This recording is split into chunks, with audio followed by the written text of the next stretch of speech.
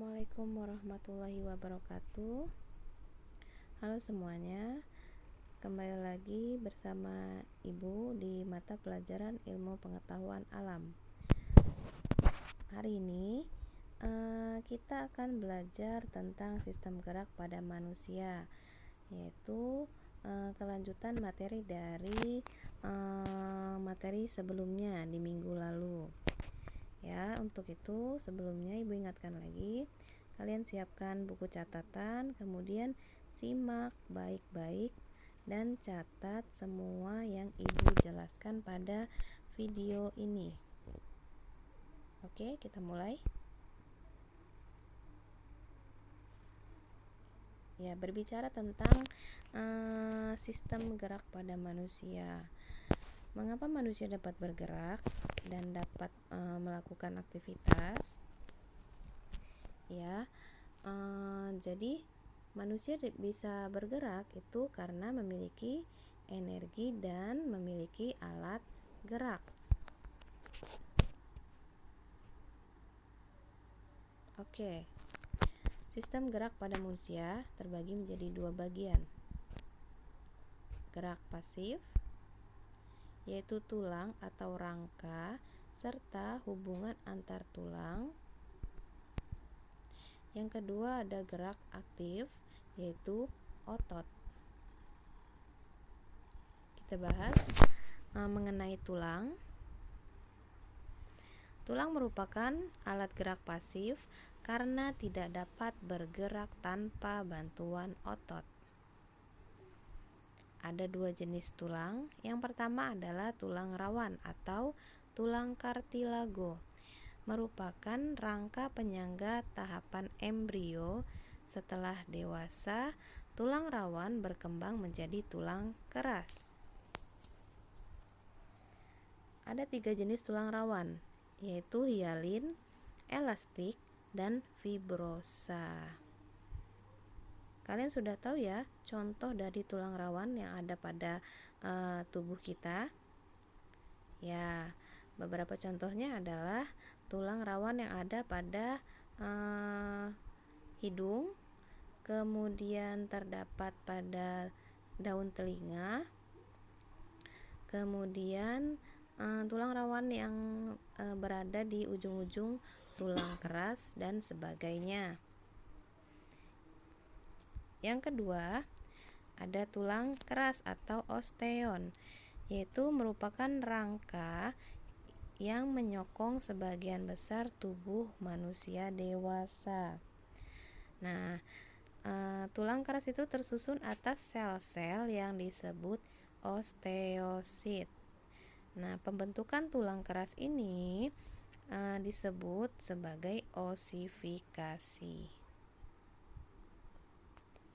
Di sini ada gambar, salah satu gambar dari tulang keras, dan bisa dilihat bagian-bagiannya. Yang pertama ada periosteum, merupakan bagian terluar dari tulang keras. Selanjutnya ada pembuluh darah.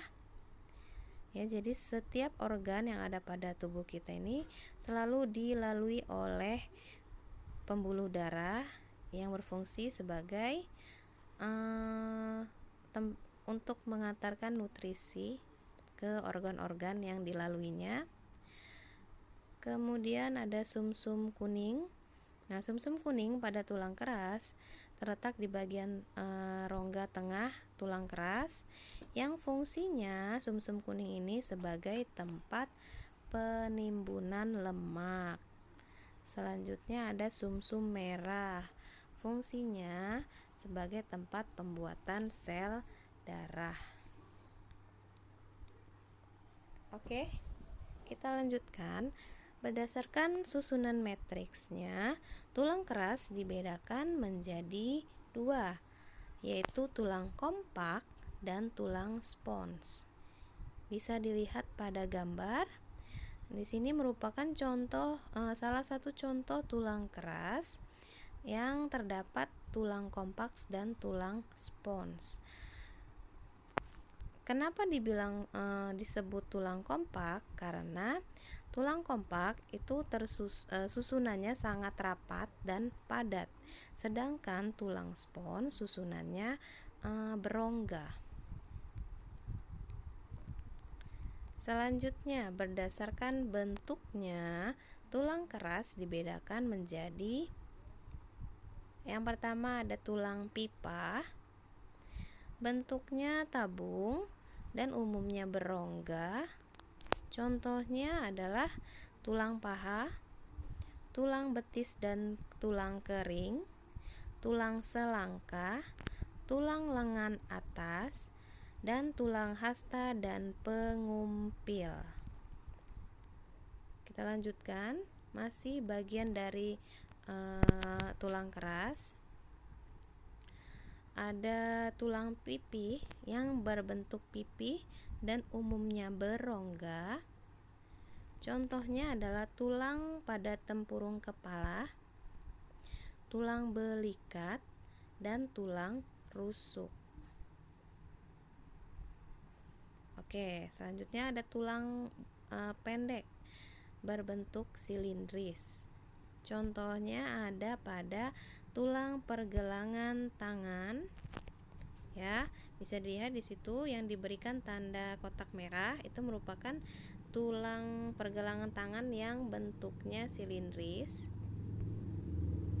Kemudian ada pada tulang pergelangan kaki yang ditunjukkan oleh tanda panah,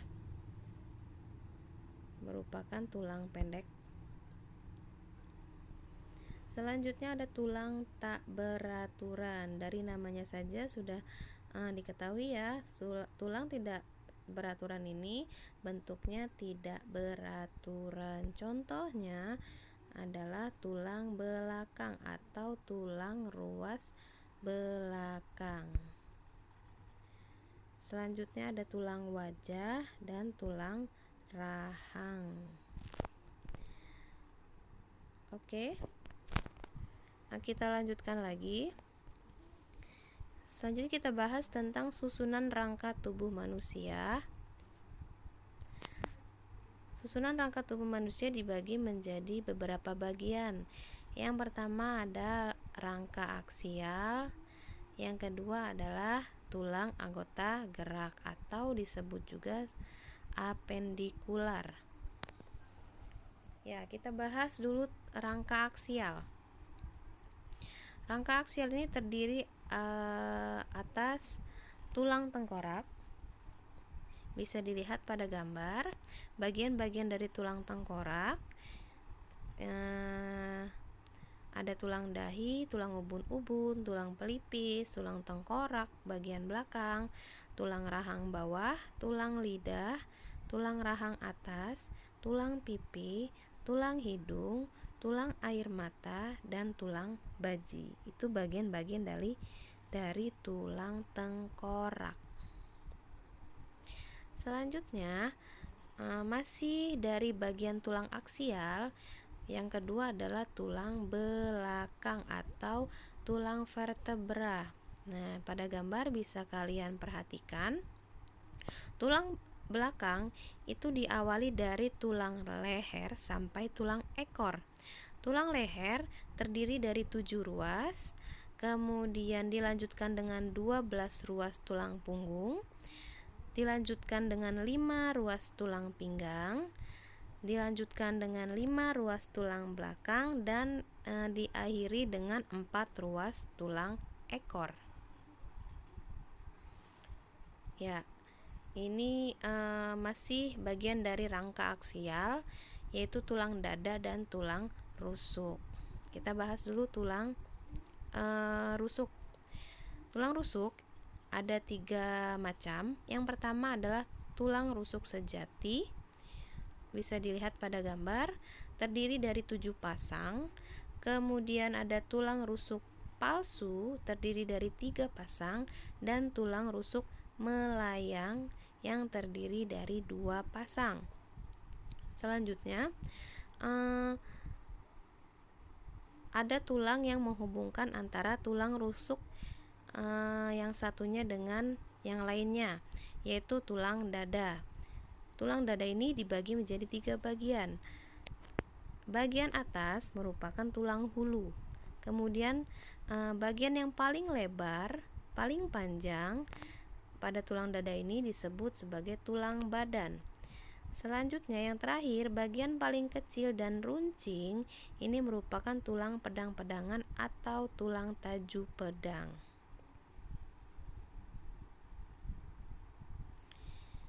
Ya, selanjutnya tulang anggota gerak. Tulang anggota gerak ini terdiri atas tulang anggota gerak atas, terdiri dari tulang selangka, tulang belikat, tulang lengan atas, tulang hasta dan pengumpil, tulang pergelangan tangan, tulang telapak tangan, dan tulang jari tangan. Selanjutnya, tulang anggota gerak bawah. Bisa dilihat ada dua gambar di sini. Untuk gambar yang pertama merupakan anggota gerak bawah yang dimulai dari tulang paha, tulang tempurung lutut, tulang besi, kemudian tulang betis, kemudian tulang kering, dilanjutkan dengan tulang pergelangan kaki, tulang telapak kaki, dan tulang jari kaki. Pada gambar kedua, itu merupakan gelang panggul yang masih menjadi bagian dari tulang anggota gerak bawah. Tulang panggul ini terdiri dari tulang usus. Bisa dilihat pada gambar, tulang usus adalah bagian yang paling lebar di gelang panggul. Selanjutnya ada tulang duduk yang bentuknya seperti setengah lingkaran. Kemudian yang terakhir ada tulang kemaluan. Oke, kita lanjutkan. Jadi di dalam tubuh manusia selain ada otot dan tulang, tulang-tulang tersebut itu dihubungkan dengan adanya sendi. Jadi antara tulang yang satu dengan tulang yang lain itu terdapat hubungan antar tulang atau disebut juga sebagai sendi. Macam-macam sendi. Ada sendi mati atau sinartrosis, yaitu sendinya tidak dapat bergerak. Contohnya ada pada sendi pada tengkorak yang menghubungkan antara tulang-tulang yang ada di tempurung kepala. Yang kedua ada sendi kaku atau amfiartrosis. Nah, sendi kaku ini bisa bergerak namun geraknya terbatas. Contohnya ada pada sendi antar tulang rusuk dengan dada, kemudian sendi antar ruas tulang belakang, dan sendi antar tulang betis dan tulang kering. Yang ketiga, macam sendi yang ketiga adalah sendi gerak atau diartrosis. Nah, sendi gerak ini dapat bergerak bebas. Ada 5 jenis sendi gerak, yaitu sendi putar, sendi engsel, sendi peluru, sendi pelana, dan sendi geser. Bisa dilihat. Ini merupakan ilustrasi dari sendi engsel, yaitu salah satu tulangnya dapat digerakkan ke satu arah. Nah, sendi engsel ini terdapat pada lutut, siku, dan ruas antar jari. Selanjutnya ada sendi peluru. Nah, sendi peluru ini memungkinkan gerakan ke segala arah. Terdapat pada antara gelang bahu dan tulang lengan, antara tulang paha dan tulang panggul. Selanjutnya ada sendi geser, yaitu salah satu tulangnya menggeser tulang lainnya. Terdapat pada antar tulang telapak tangan. Selanjutnya ada sendi putar. Nah, pada sendi putar ini ujung tulang yang satu mengitari tulang yang lainnya. Terdapat pada antara tulang atlas dengan tulang aksis. Nah, adanya sendi putar ini memungkinkan kita untuk dapat menoleh ke kiri dan ke kanan. Selanjutnya yang terakhir ada sendi pelana. Sendi ini kedua buah tulangnya membentuk sendi seperti pelana kuda. Nah, terdapat pada antara ruas telapak tangan dengan tulang jari. Oke, setelah kita membahas macam-macam dan struktur dari rangka manusia, kita akan bahas tentang fungsi rangka bagi manusia. Yang pertama yaitu memberi bentuk. Contohnya, tulang tengkorak memberi bentuk pada wajah kita. Lalu yang kedua, menopang tubuh. Contohnya adalah tulang punggung. Coba bayangkan kalau kita tidak memiliki tulang punggung, apa yang terjadi? Yang ketiga, melindungi organ dalam. Contohnya tulang tempurung kepala melindungi otak. Kemudian tulang rusuk dan tulang dada melindungi jantung dan paru-paru. Selanjutnya, tempat melekatnya otot. Dan yang terakhir, tempat pembuatan sel darah. Merupakan fungsi-fungsi dari rangka manusia. Oke, alat gerak yang kedua selain rangka adalah otot. Otot ini merupakan alat gerak aktif. Jadi otot yang akan menggerakkan rangka pada manusia agar kita dapat melakukan aktivitas. Nah, ada 3 jenis otot pada manusia. Yang pertama adalah otot jantung. Bisa dilihat pada gambar. Otot jantung ini bentuknya serabut. Kemudian terdapat lurik-lurik atau garis-garis. Lalu otot jantung ini sel-selnya bercabang. Dan kerja otot jantung ini secara tidak sadar. Tentunya otot jantung itu terdapat pada jantung. Selanjutnya yang kedua ada otot rangka atau otot lurik. Nah, otot lurik ini biasanya ini otot yang melekat pada rangka atau melekat pada kulit. Dilihat dari strukturnya, otot rangka atau otot lurik ini bentuknya hampir sama dengan otot jantung, namun perbedaannya pada otot rangka sel ototnya tidak bercabang, sedangkan pada otot jantung sel-sel ototnya bercabang. Kemudian yang terakhir adalah otot polos. Nah, otot polos ini terdapat pada rongga-rongga atau organ-organ dalam pada manusia. Contohnya dilihat pada gambar ada hati, kemudian usus besar, usus halus, kemudian ada lambung.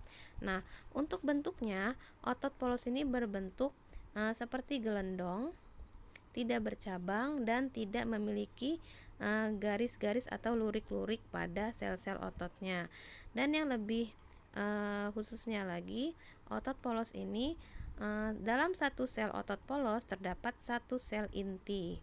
Sedangkan pada otot jantung dan otot rangka itu dalam satu sel itu bisa terdapat lebih dari satu inti sel. Oke, fungsi otot. Yang pertama sebagai alat gerak aktif. Kedua, sebagai penyusun organ tubuh. 3, menstabilkan sendi. 4, menghasilkan panas. Oke. Jadi ada 4 fungsi otot ya yang perlu kalian ketahui. Jadi cukup sekian untuk pembelajaran hari ini. Minggu depan kita lanjutkan materinya masih di bab 1, yaitu tentang sifat kerja otot serta gangguan dan kelainan rangka dan otot. Ingat ya, jangan lupa dicatat dan dipahami materi hari ini. Oke, lebih kurangnya Ibu mohon maaf. Ibu akhiri, assalamualaikum warahmatullahi wabarakatuh.